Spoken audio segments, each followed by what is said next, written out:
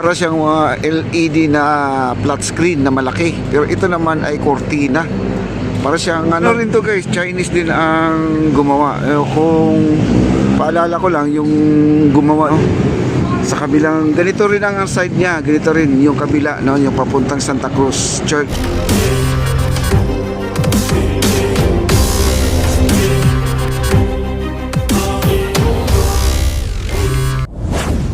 Guys, itong ating MacArthur Bridge ay yung ang ating LED po na parang net ay nakompleto na po nila.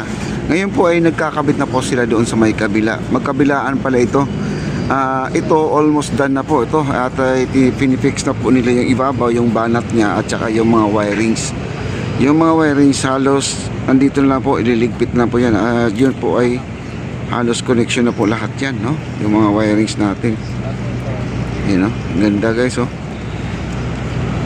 Ako, excited na rin ako na makikita ito. Napakaganda guys.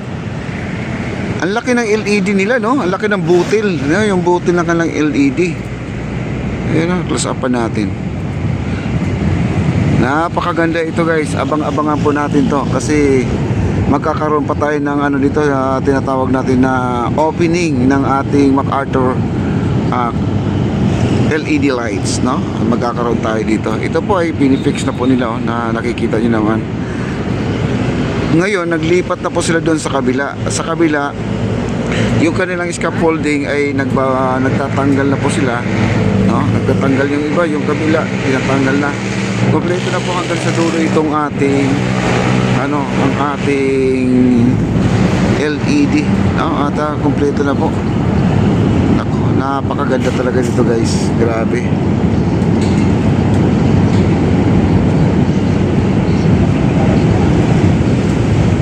Doon pa sa dulo nag-ano sila, nagtatanggal.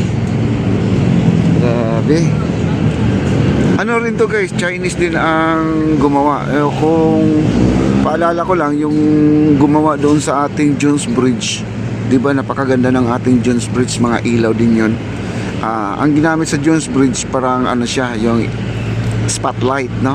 Dancing spotlight. Ito naman ay iba naman po, LED talaga to, more on yung buong banig ng kanyang ano ng tulay ay yun po ay magkakaroon ng ilaw. Ayun, no? Kita niyo dito, ayun, no? Nagkakabit po sila dito. Yan guys, no? Kinakabit po niya dito. Grabe. Excited na po ako dito guys. Kung marami man tayong mga viewers na excited na makita to, exciting na po ang lahat na mabuksan ito, ay abang-abangan po natin. Aray, ano kayang ilalagay dito, no? Ano kayang mga display na ilalagay dito, kasi parang ano siya, kung alam natin na yung mga malalaking monitor sa nakikita natin sa mga EDSA, yun naman ay para siyang LED na flat screen na malaki. Pero ito naman ay cortina. Para siyang ano, yung pag tinamaan ng hangin na malakas to ay hindi po talaga masisira to, gawa ng ay marami siyang butas, no? Ano? Dito ba tinatahi din pala nila yan, guys, oh. Tinatahi nila, oh. Ayan, tinatahi nila. Ayan si Kuya. Yung breaker natin, nandyan yung breaker natin sa loob. Nasa loob po ang ating breaker. Tsaka naglilipat na rin sila yung ibang mga bakal. Yung ibang mga bakal na ilipat na rin sa kabila para naman po ay uumpisahan na rin nila. Yung kabila, kung ano yung nakikita natin dito, same lang po, pareho lang po ang setup. Siyempre naman, siguro naman ay kung ano yung moving dito, same lang siguro sa kabila guys, para naman ay magiging maganda po tingnan, no?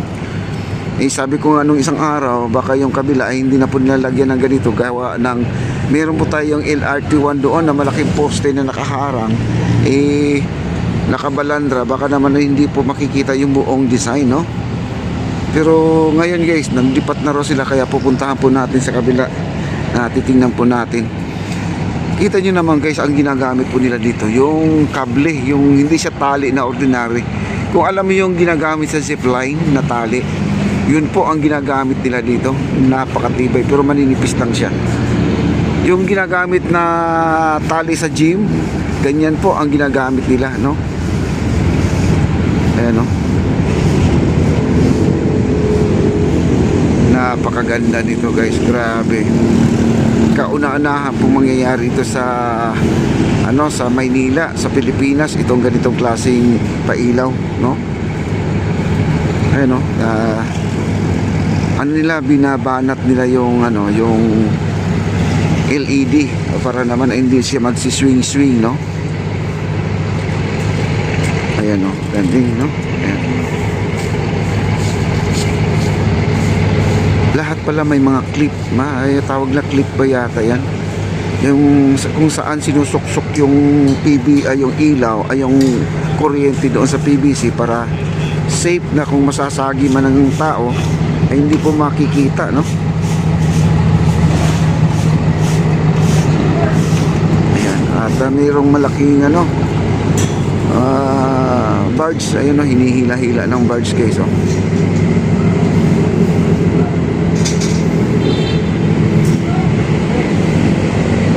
Ninihila yung dalawa pong tugboat dito na sumusuong na po sa ilalim, oh. Ayan, ang laki, oh.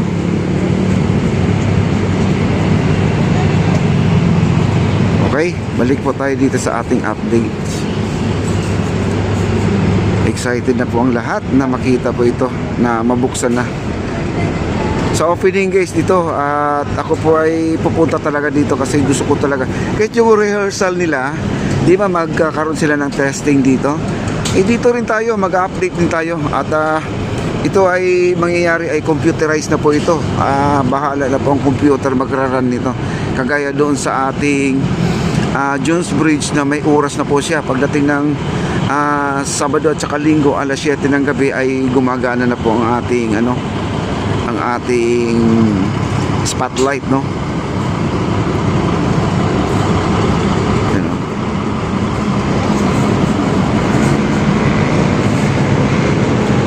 Ang laki ng butil, oh. Ang laki ng LED.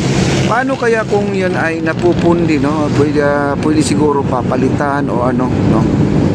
Madali lang siguro papalitan yan kung napundi yung mga LED na yan.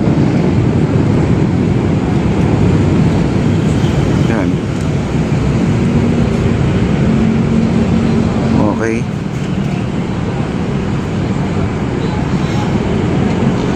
Ayan, ang laki ng barge. Bali dalawa po yung dugtong na yan guys, yung barge na yan.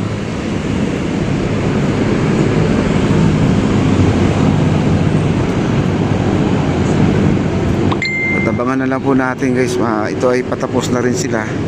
Nandun na yung iba, nagkakabit na po doon sa kabila, no? Sa kabilang, ganito rin ang side niya, ganito rin yung kabila, no, yung papuntang Santa Cruz Church. Doon po sila nagkakabit ngayon. Kaya yung pupuntahan po natin ngayon, para naman ay ma-update ko rin kayo dito sa ating paglalagay ng LED, no? Ayan, no? At gumamit sila ng hagdanan dyan, no?